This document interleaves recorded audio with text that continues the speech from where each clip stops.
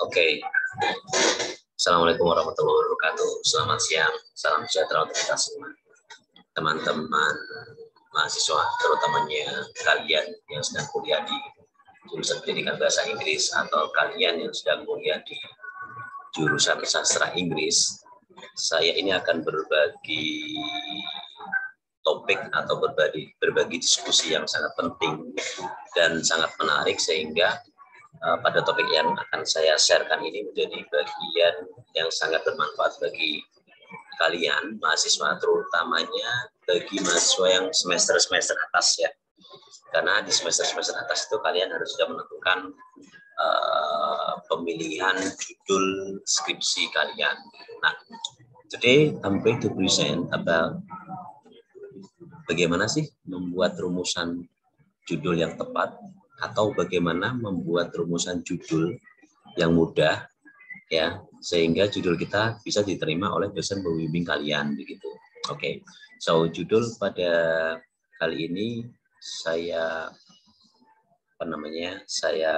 bagikan adalah rumus menyusun judul skripsi bahasa dan sastra Inggris.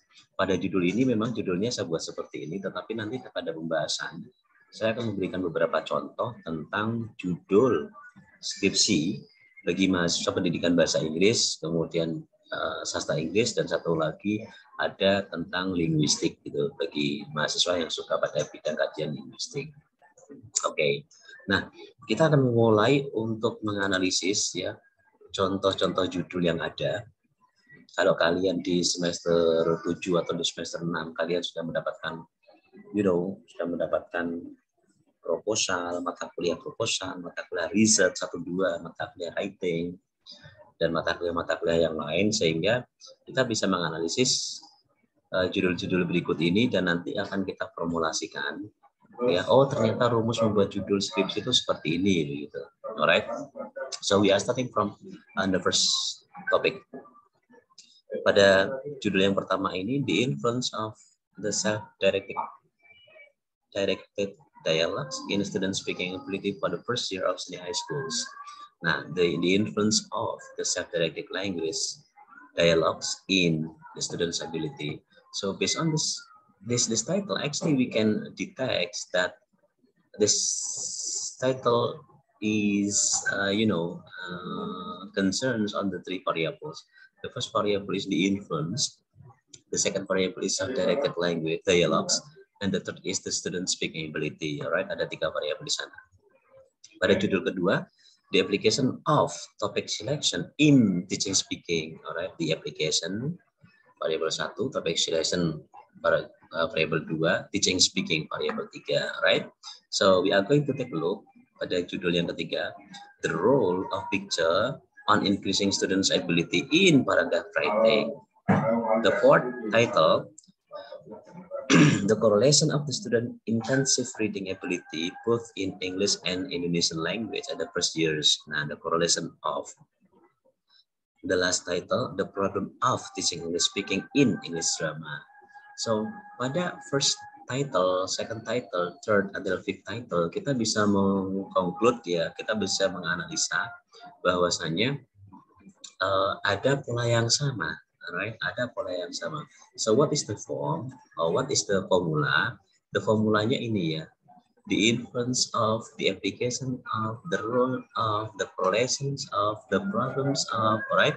Kemudian diikuti oleh variabel. Setelah itu ada in. Setelah itu ada in. Setelah itu ada in. Setelah itu ada in. Setelah itu ada in. Alright.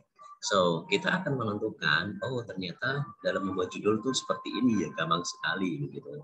So, this is the rumus or the formula in designing, alright, the title of your final project or your skripsi. Alright, dia dimulai dengan atau dengan an atau dengan the. Oke, kemudian X-nya tadi ada comparisons, tadi ada application, ada implementations, alright, ada analysis, okay, kemudian of, alright, then followed by Y, the implementation of pictures, misalkan, of video, misalkan, kemudian in teaching speaking, in teaching reading, in teaching listening, dan seterusnya. Nah, ini adalah rumus. Oke, ini adalah rumus untuk menyusun judul skripsi. Sangat mudah bukan? Kalau kalian tidak percaya, so we are going to prove memasukkan rumus ini pada judul-judul skripsi yang sudah familiar atau yang sudah ada. So I'm going to separate it into 3 parts. Part pertama itu adalah implementasi rumus pada kajian sastra Inggris. Coba judul yang pertama. A brief descriptions, dia memakai a brief descriptionnya di X of Y-nya ini adalah characters in Andre Hirata's novels itu adalah Z. Oke, lagi the aspects of heroism reflected in X-nya adalah aspects, ada of, Y-nya adalah heroism reflected, Z-nya adalah in go the distance sun. Lagi yang ketiga, the analysis, right? The X-nya adalah analysis, of-nya kita masukkan Indonesian translated collocations, itu Y-nya, kemudian in, Z-nya adalah J.K. Rowling. Oke, lagi the use of idiomatics, ini idiomatics ya. The use of idiomatics expressions found in Emily Bronte's novels. The X of Y. Right, in Z, the expression of the main characters of in Thomas Hardy. So, kalaupun itu ilmu sastra, kalian tertarik untuk membuat skripsi kajian sastra, maka rumus ini juga bisa dipakai untuk kalian merumuskan judul ya skripsi kalian. Sekarang coba kita implementasikan rumus membuat judul itu pada kajian pendidikan bahasa Inggris. Kita tahu ya kalau penelitian pendidikan itu berarti kaitannya dengan sekolah-sekolah gitulah, right? Simply I can say like that. Contohnya adalah the influence of student intelligence in speaking ability. Alright, di sana ada the, X-nya adalah influence, ada of, students intelligence adalah Y-nya, alright, in-nya masuk, speaking ability to Z. Lagi, the description of the problems in learning vocabulary. The description-nya X, problems-nya adalah Y, alright, learning vocabulary itu adalah Z. Lagi di application itu X, of topic selection in teaching speaking itu adalah Z-nya. Oke, lagi di application of speaking line techniques in teaching speaking. Nah, polanya kan sama di X of Y in Z. Oke, yang terakhir, the influence of communicative approach in teaching reported speech. Nah, the influence lagi, alright, communication approach it is Y, and Z-nya apa? In teaching reported speech. Yang seterusnya kalau ditambah panjang juga nggak masalah, tapi rumusnya tetap kita bisa pakai di X of Y in Z. Oke. Nah, kalau kalian tidak tertarik dengan kajian sastra, dengan kajian pendidikan, kalian bisa masuk ke kajian linguistik. Alright, nah ini contoh dari kajian linguistik. Coba kita terapkan apakah rumus ini berlaku. Discourse analysis, ya, nya masuk, discourse analysisnya, X-nya of, alright, Y-nya Bush speeches, alright, in Z-nya apa? Demokrasi isu. Lagi, analysis of directed speech ini adalah Y, alright, in Z, the movie-nya itu adalah Z. The use of metaphors itu apa?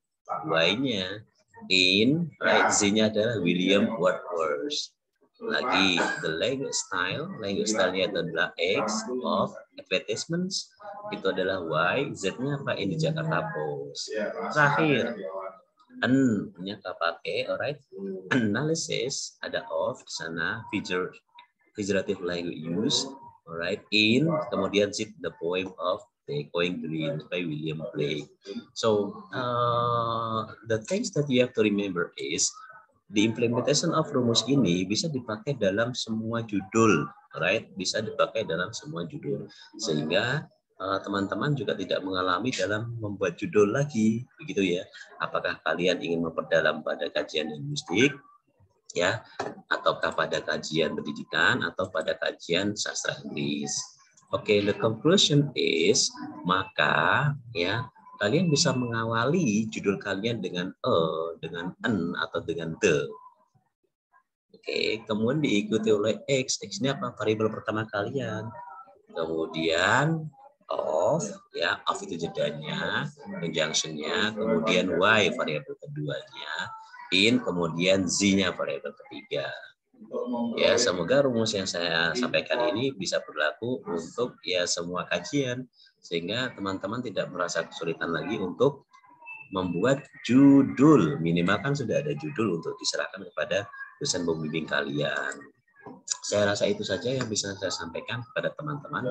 Untuk pertemuan selanjutnya, saya akan membagikan kepada teman-teman bagaimana membuat background of the study, alright, background of the study yang tepat, sehingga dalam background of study skripsi teman-teman itu tidak mendapatkan banyak revisian dari dosen pembimbing. Ya, nanti akan saya ajari bagaimana triknya atau bagaimana cara menyusun ya paragraf-paragraf yang harus kita perhatikan dalam menyusun background of the study pada bab 1 pendahuluan introduction. Begitu dari saya, teman-teman. Terima kasih sudah mendengarkan saya. Jangan lupa di like, subscribe, dan komen agar saya bisa lebih berkreasi, memberikan ide-ide yang segar, memberikan diskusi-diskusi yang menarik, ya, untuk kebermanfaat kita bersama, terutamanya bagi kita mahasiswa pendidikan bahasa Inggris, mahasiswa sastra, dan guru-guru bahasa Inggris. Terima kasih teman-teman semuanya. Assalamualaikum warahmatullahi wabarakatuh. Sampai ketemu di pembahasan selanjutnya. Assalamualaikum.